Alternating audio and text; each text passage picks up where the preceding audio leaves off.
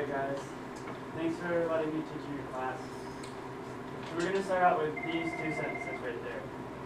Now I'm not going to ask you which sentence is better, because you kind of obviously all know which sentence is the better one. It's the second one, right? The second one's just a little bit better than that first sentence though, right? But why is it better? Can anyone tell me? Yeah. Has more details, right? The second one adds more description to the sentence. This first sentence here is a complete sentence, right? We have a whole picture. Why is it a complete sentence? What's that?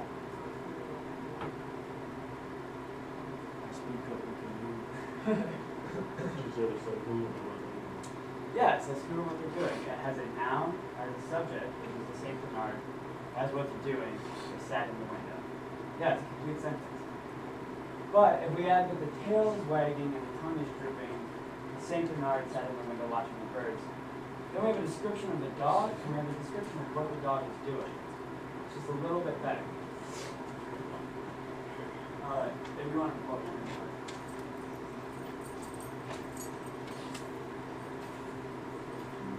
Alright, today we're going to talk about nominative absolutes. And if that word scares you, that's okay. It's a big, fancy grammar word, but we're just going to break it down, and by the end you'll know what it means. Alright, so if you guys want to be successful by the end of today, you need to know how to write with nominative absolutes. And that's going to enhance your writing. And I promise you by the end of this, we'll get to that place. Now, I think a lot of teachers come up and they talk a lot about grammar, and they talk a lot about punctuation. Most of the students are like, why do I need to know this? Because it seems useless, right? And when I teach this, I know it's going to feel like it's just a useless thing in writing. But I promise you that learning this is a tool to help you become better communicators. And that's the point of all of this. That's the point of this whole class. That's the point of English. Is that you guys all have opinions and you all have thoughts. So I want you guys to be able to communicate those thoughts to people who want to hear them. Make sense? There's a famous philosopher named Wittgenstein who once said that the extent of my knowledge is the extent of my vocabulary. All that I know is all that I have words for. If you guys have words for what you want to say, you can say it better. That's the point of learning this. Cool. So, a nominative absolute. It's also called a free modifier. So, that word's a little less scary, right? Free modifier. So from here on out, we'll just call them that. Free modifier. So what is a free modifier? What does it do? Well, we already said that it adds description. But the free part means that it's independent from the sentence. So in that first example that we have, the St. Bernard sat in the window, that's a complete sentence. But that first part that I added to the sentence, about his tongue wagging and his tail wagging and his tongue drooping, that's the free modifier because I added it to the sentence. It was free from the sentence. It's independent. And when I add it, it just adds more description. And adding description means that it modifies what's already there. It's a free modifier. Does that make sense? Yes, so I'm going to be doing this a lot because I need to just make sure that you guys are getting it. So if you're getting it, thumbs up, I understand. Kind of getting it, thumbs to the side. You're not making any sense, thumbs down. Okay, cool, so I'm seeing some thumbs up, that's good. It means I'm doing something, right? So what's important to know about a free modifier is that it adds description to the subject and to the verb. Right, so let's look at this example that I have down here. Who of you have all been to a concert before? Seen a lot of hands. Okay, so you know how in a concert, at the end of the concert, everybody kind of cheers, and the band walks off, and they cheer, and then they come back on, and we all act like it was a surprise that they were going to come back on, but we all knew that they were going to give an encore anyway, because they always kind of do. So we know how to get the band back on stage.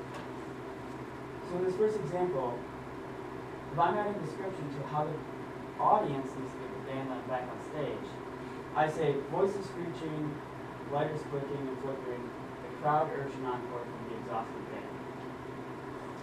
So what's my free modifier in that sentence?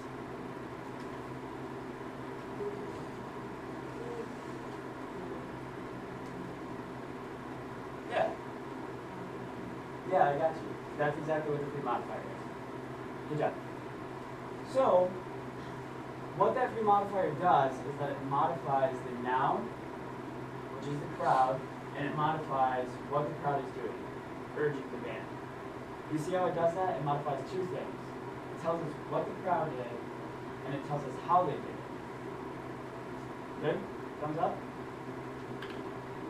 Great, thanks, Dad. You can go ahead. Alright. So, a free modifier consists of two things.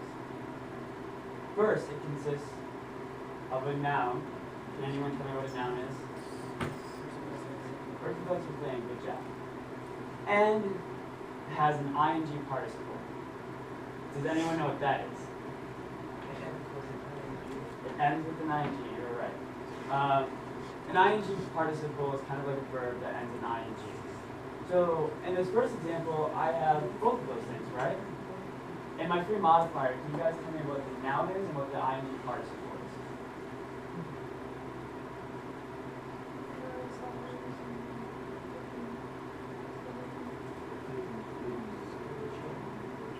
Yes, so the screeching, the flickering, and the clicking are all ing participles.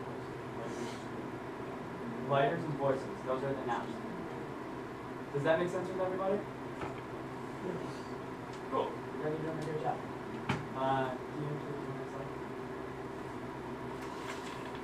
So just as another example, mountain climber edged along the cliff. What's my subject in that sentence? Mountain climber. Good job. And what's my verb? Edged. Yep. So we have a full, complete sentence there. Now, we add a free modifier. What's my free modifier in the next sentence? Handshake and street trembling. Good job. And when I add that, it modifies the mountain climber, and it modifies edged, right? It tells us how the mountain climber responded, and it tells us what he was doing when he responded. Make sense? Good? Thumbs up, thumbs to the side, thumbs down. Cool. Go ahead and click on the side. Alright, so if you're struggling with, I have a good sentence. It has my subject, it has my verb, it's complete, so it makes sense. But now I want to add description. I want to add some flavor to my writing. I want to make it stylistic. So what do? I think I can add a free modifier, but where does it go? A free modifier can usually go at the beginning or the end. So if you're struggling where to place it, just try putting it at the beginning or the end of your sentence. However, sometimes you can put it in the middle. In this example I have here, the hikers could not find their way back. Where do you guys think I could add my free modifier in the middle of that sentence?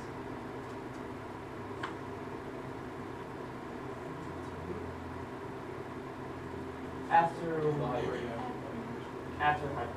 Good call. Alright, the hikers, teeth chattering, and feet shivering, could not find their way back. In this example, I have my free modifier right in the middle. It still modifies the hikers, and it still modifies my verb, which is could in this case. Alright, so I also have my noun, which is teeth and feet, and I have my ing participle, chattering, shivering. So it's a free modifier, right? Good. Do you want to put the next one? Alright, so this part gets a little tricky. If you weren't tracking so far, now's the time to really start paying attention. So, if you think you have a free modifier, and you added description to your sentence, you're like, alright, this sounds good, I think I have it. But you're not really sure if it's a free modifier. One thing you can do is add a conjunction, first of all. What's a conjunction? Can anyone tell me?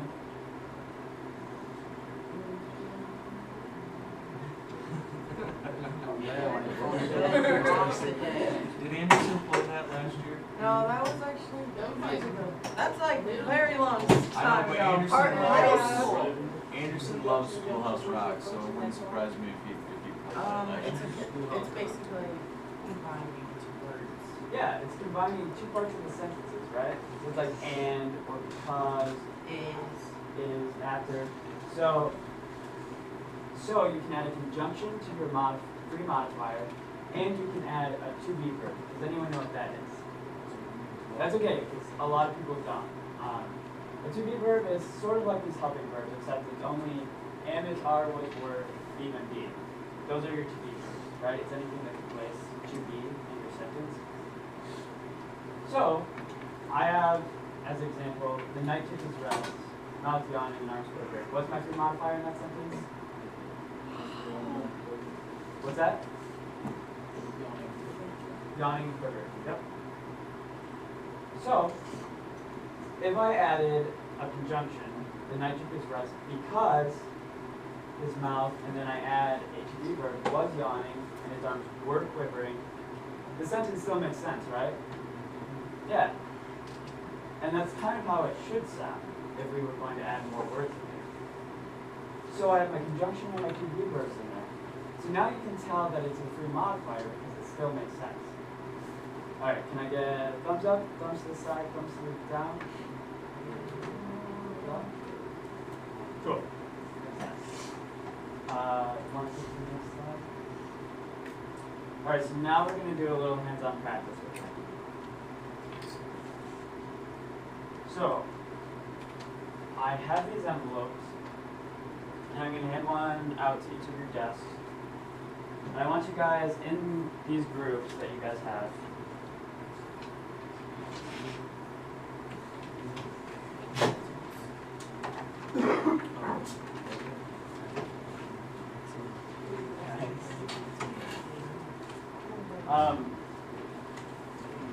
So in these envelopes, I have these little pieces of paper. Make sure not to lose them all.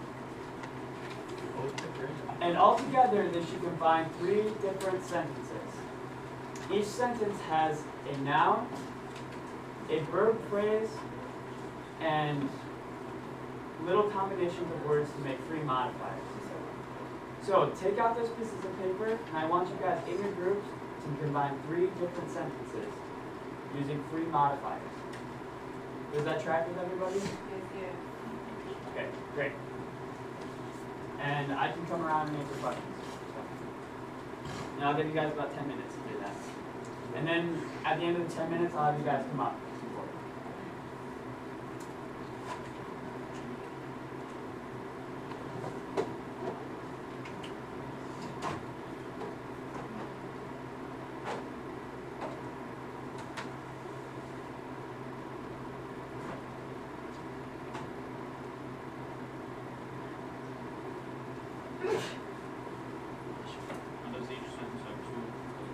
Wait, they have to be in like all You know, you can kind of be creative with it. So, like, if you wanted to just do one, you could do that. Or if you wanted that too. I made it so that there are 2 in every one, but you can get creative if you want to.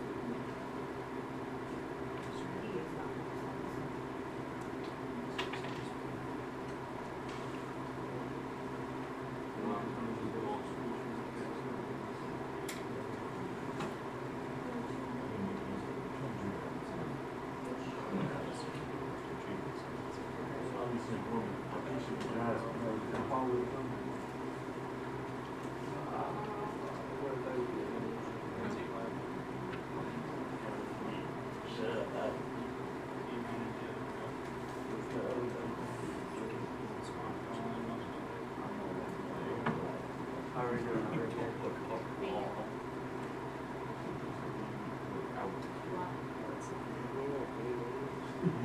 Name names. Oh, I thought you said block names. Yo, bitch, she condense it.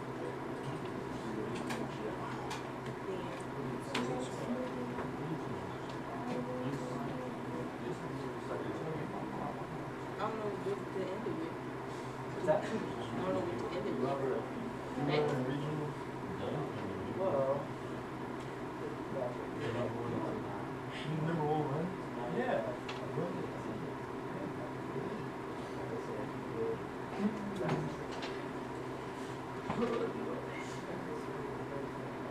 If you're kind of struggling to put these pieces together, I kind of wrote them all really separate sentences so they have context around them. So, yeah, and you guys can get kind of creative with them.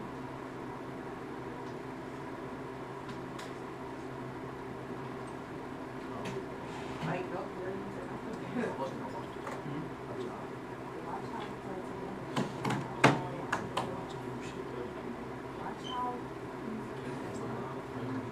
Hey, can you come here?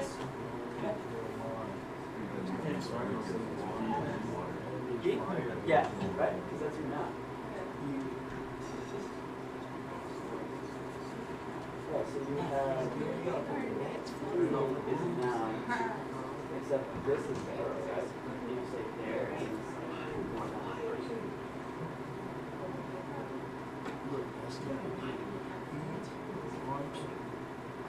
yeah. That's the thing.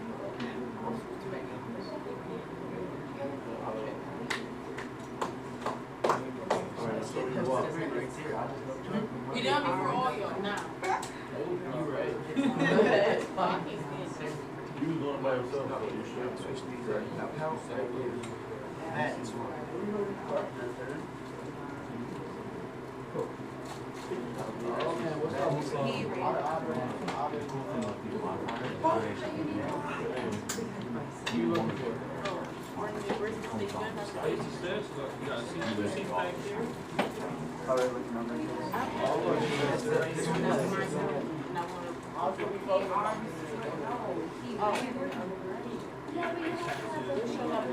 No, it can be at the end. That's the direction. And that's what I'm saying, that's the nice thing about this, is you get a little bit of room to kind of move things around. So it can be in the middle after you have that initial subject, or it can be at the end. You go ahead live.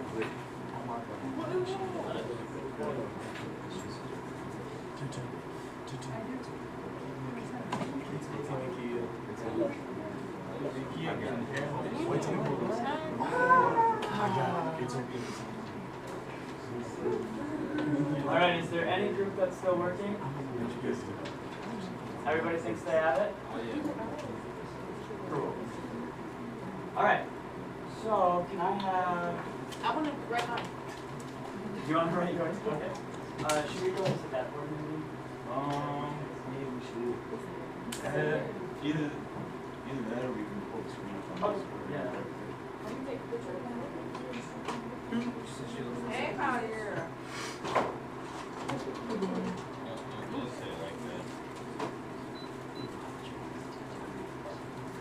You gonna be right on? Yeah, just write yours. Yes, I'm at the open room.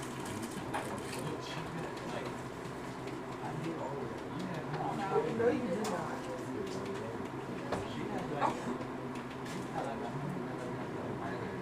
Good. Good. I eat like, yes. You're right. That.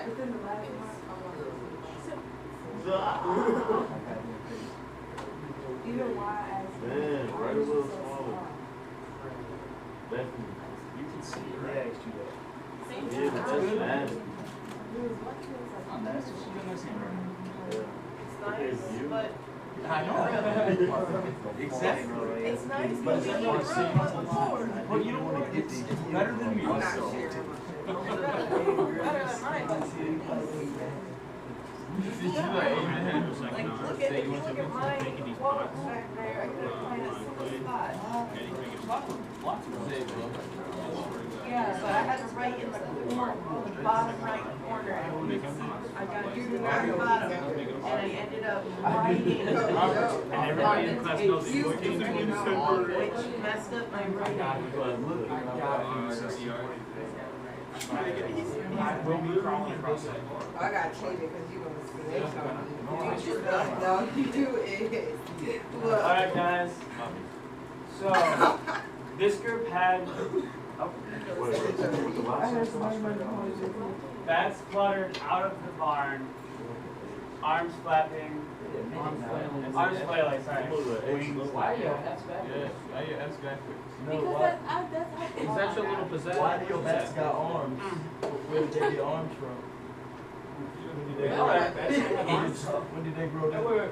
What's our noun in the sentence? Bang. That's today wing. That's still an arm. No, it's not, it's a wing. What's our verb phrase in this sentence? What's the verb of that? No. I mean, not the bad, Flutter. Got it. So this whole thing would become our verb phrase. Well, this is the verb, and then this would be the verb phrase. Yeah.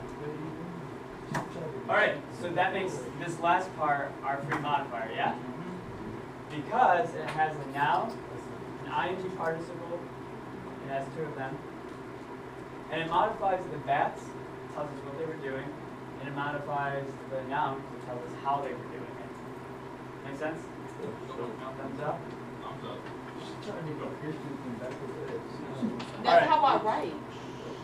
Did anyone have a sentence that was similar to this one? Yeah? Can I have another group come up and write a sentence? Yeah.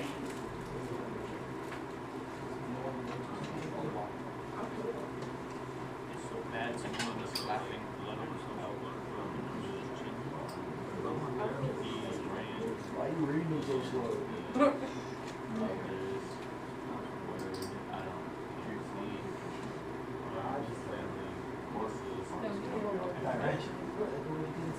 Yeah, I can't see it. I can't see none of that. I can't see none of that.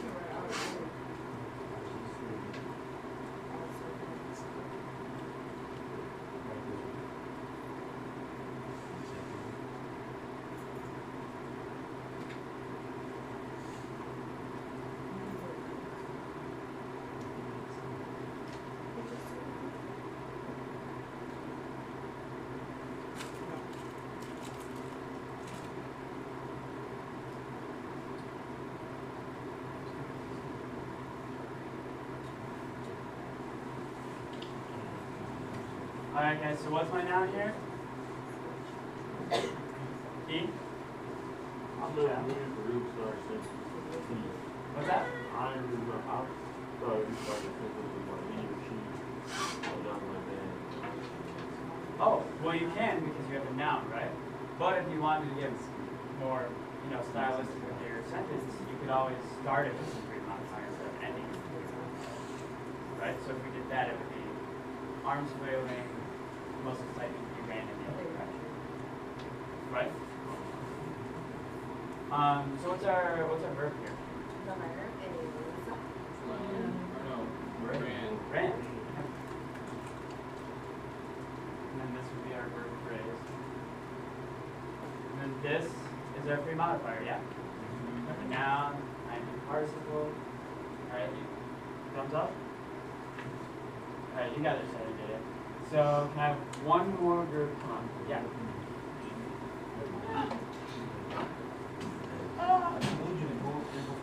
You should have just stayed in there. Oh, did someone else want to do it too? It's fine. No, it's cool. You can come up and write on the side.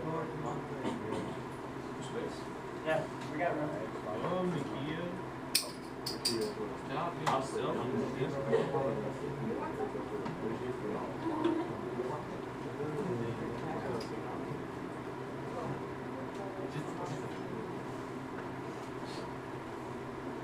Hey.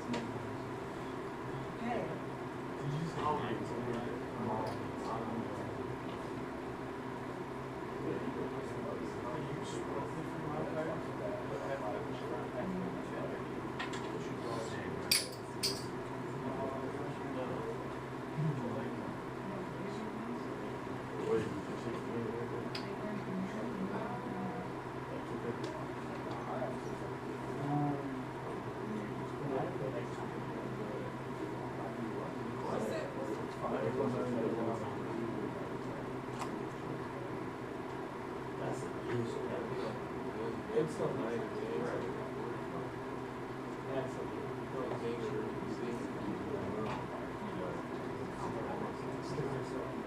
It's gonna be a run-on. It'd be a run. Can you put that E in that, It is an E right here. There. There. Alright, so these guys have a very similar sentence, right? Very similar. So in this case, where's our pre-modifier? Right at the beginning. Nope. Mouths moving, minds memorizing. The cast, right? Now. And then finally learn. Learn would be the verb. Yeah? Cool. So these guys over here, they did a little different because they have their pre-modifier where? Yes, in the middle. Yeah. Right there. That's the pre-modifier. It's the same pre-modifier, yeah? But they added it in the middle. Cool, and we still have the same noun and we still have the same verb. Alright. One more time. Thumbs up, I'm getting it. Thumbs to the side, doesn't make sense. Thumbs down, doesn't make any complete sense. Yeah? Thumbs up mostly? Cool. Yeah, baby, you get it? Alright. You get this? So, the next thing we're going to do, I have a worksheet that I made for you guys. So, the point of this worksheet is I want you guys, hopefully by the end of the hour, to have it done, and then hand it back to me at the end of the hour. And the point of this is so that I can see whether I did a good job in teaching this.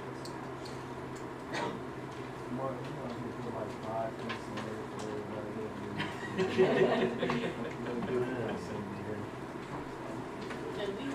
long as you get it done, right?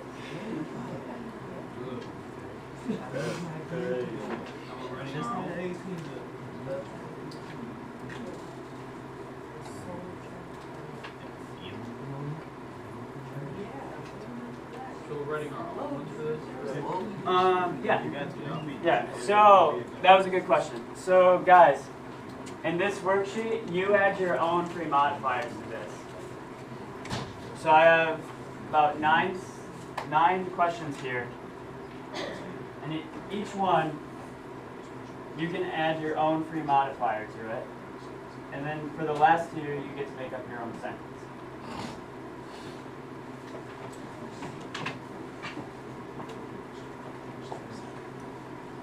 I'm going to give you guys about 15 minutes to work on this. And then at the end of that time, we'll regroup and I'm going to ask you guys what sentence you came up with. Yeah? Good? So, like, What's that? so, like, where are we supposed to go? So go ahead and add your own pre-modifiers. So let's do the first one together. Yeah, let's do that. Wait. The Vietnam crew.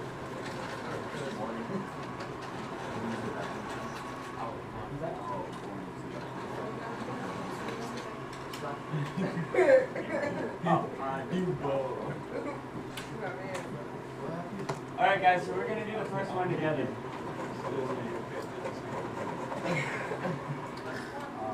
Yeah.